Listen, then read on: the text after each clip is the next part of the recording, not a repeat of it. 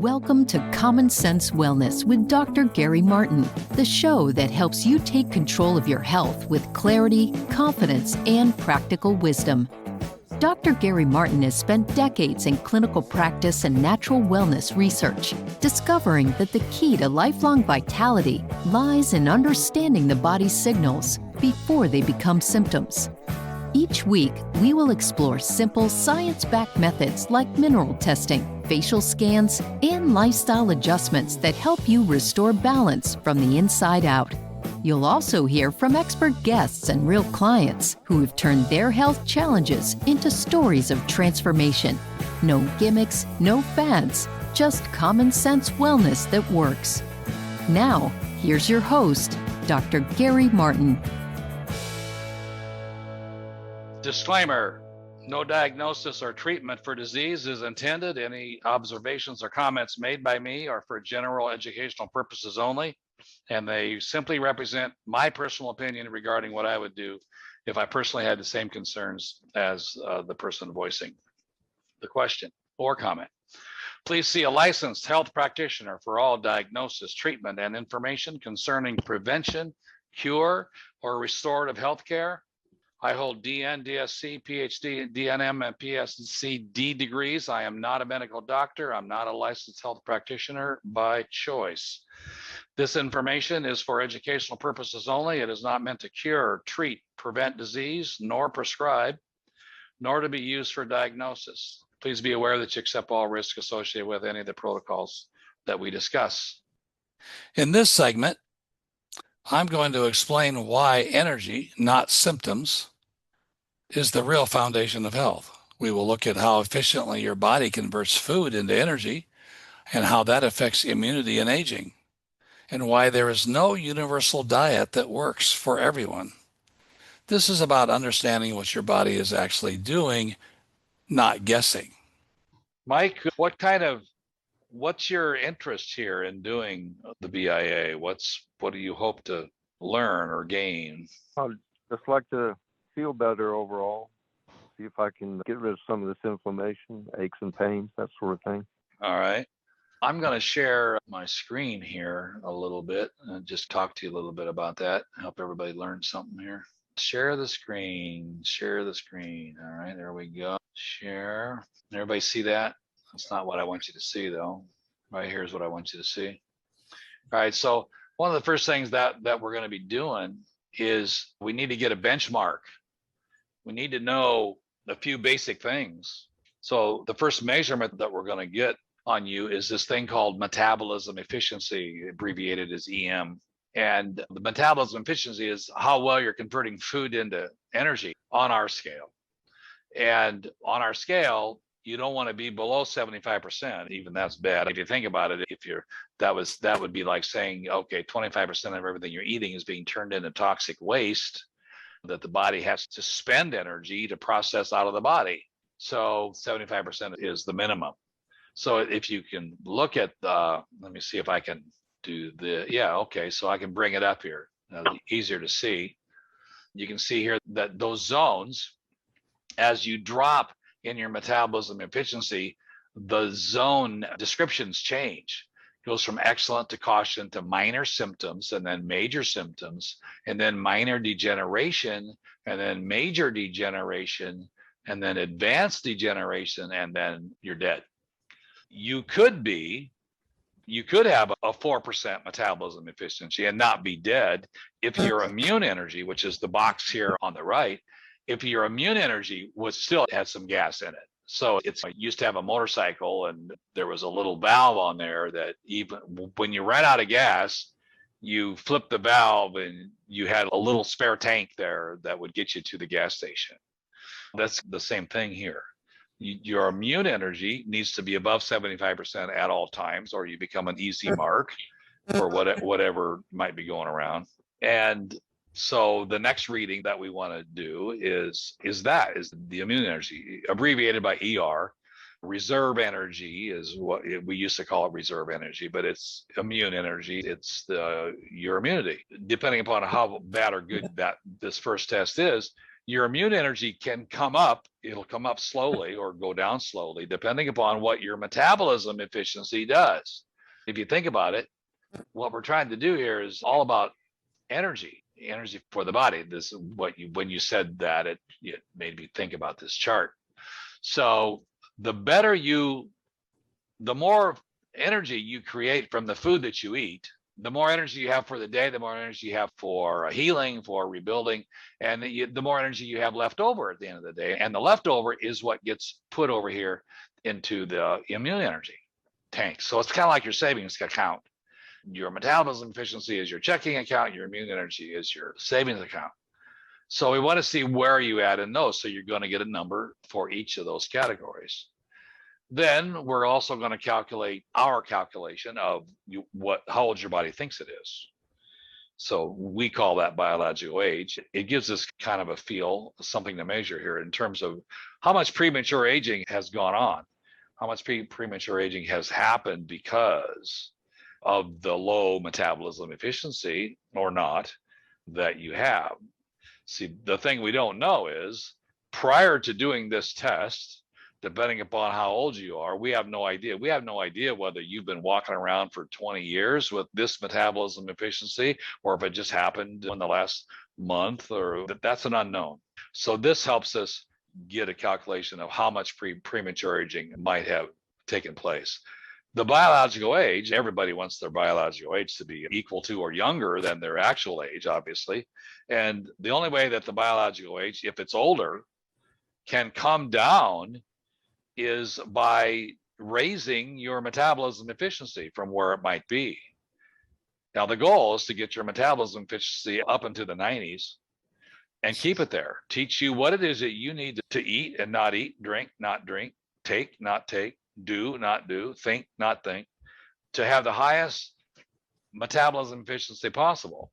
If you do that, then everything else on this sheet gets better.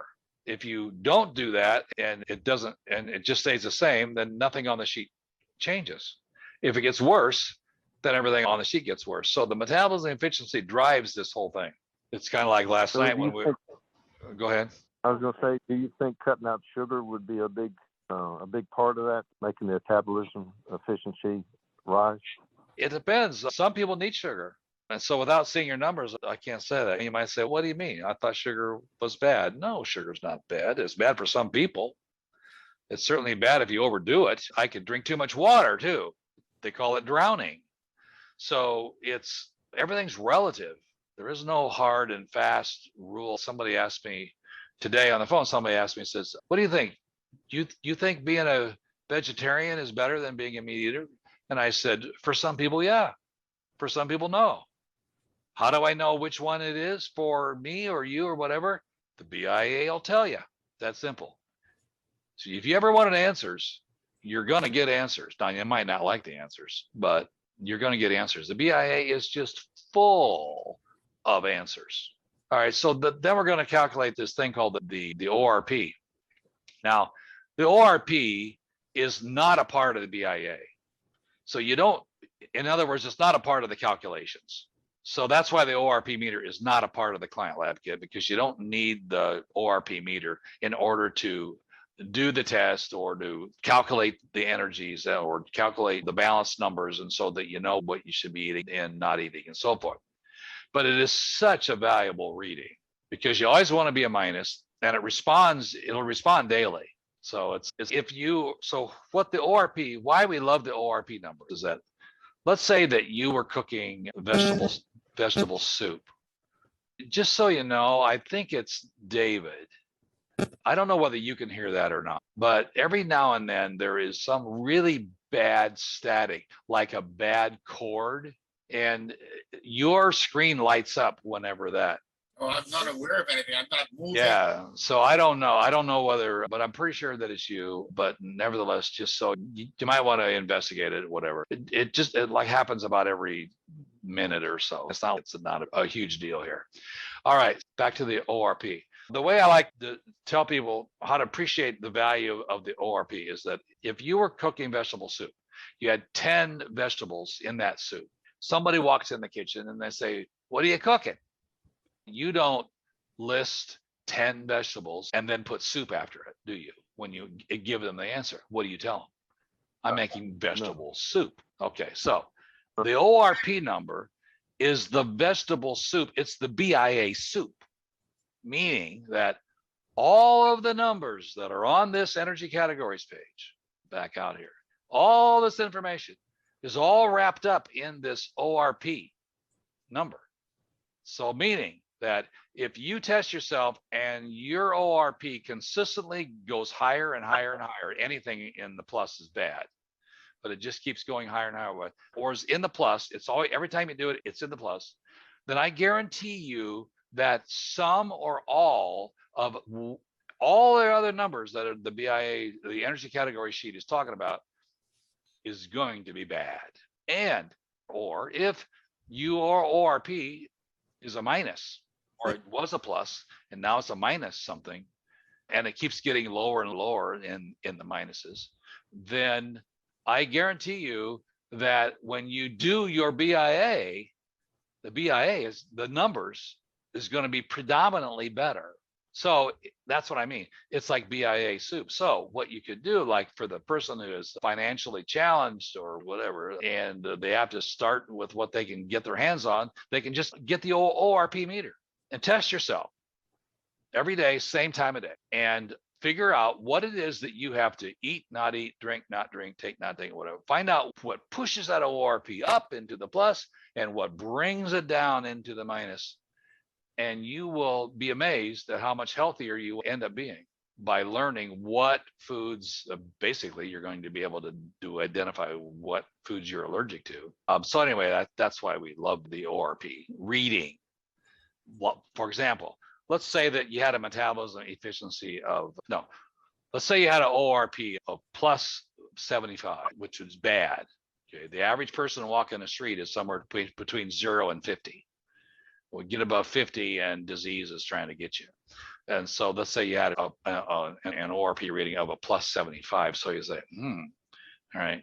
And then you have a metabolism efficiency that's 89. So I'm going to look at that ORP reading and I'm going to say how I'm going to evaluate that is this ORP reading is a flash in the pan. It's reflecting something you did the last 24 hours that maybe you don't do very often, but you did it. Maybe you went to a birthday party and you pigged out on cake and ice cream and ate all kinds of frosting and whatever, right? And it shoved your ORP high, but you got a metabolism efficiency that's really high. So that those two things don't jive is my point. So that's the mirror of what you're doing that day. Exactly. So it helps us get an idea of just how bad. So let's say somebody has a metabolism efficiency of 15, which would be like horrible. Like you would expect them to be on prescriptions, have had a bunch of surgeries, they've got some kind of a diagnosis. They're really bad. There's all kinds of problems. Right? There's that sound again. So I wish I knew where that was coming from. Wouldn't it be funny if it was me? So but your ORP was minus 150. Now I see the two don't. Right that day. You did something right that day, but something you did just pull the floor out of your metabolism efficiency. See, I would not expect that you have been walking around with that very low metabolism efficiency for a very long time, or you would have a positive ORP, not a negative. So that's the value of having that. And it's $110 meter, I think, or something like that on Amazon. ORP, click to us. Let me get my little thing here. We use the term click to us a lot. It's a domain we use to shorten long URLs. This is what it looks like. CLK, the number 2.us. And then before the CLK, we put a dot, and then we put whatever that we want to send you to. So we say ORP, meaning that we're going to make it easy for you to find the ORP meter on Amazon. So if you type in ORP.click to us, CLK, the number 2, ORP.click to.us, bingo, you end up on Amazon on the exact product page that is the same meter we use, rather than having you type out a whole bunch of stuff. That's so much for the ORP. All right, so then we're going to calculate the BC, which is the biocodes. Everything vibrates in the universe. Everything has a frequency, and it's pretty much decimals to the right. So if you get rid of all the decimals and just go with the whole numbers, then there's 9 basic frequencies that make up the entire universe. And so that, or let's talk about this physical dimension. So we developed 9 biocode formulas that correspond to the frequency that each BIA. And so we have to make a long story short, we have the ability to calculate what the biocode frequency is of any BIA. And that gets listed here. And it's very helpful to help push those numbers back to where they need to be.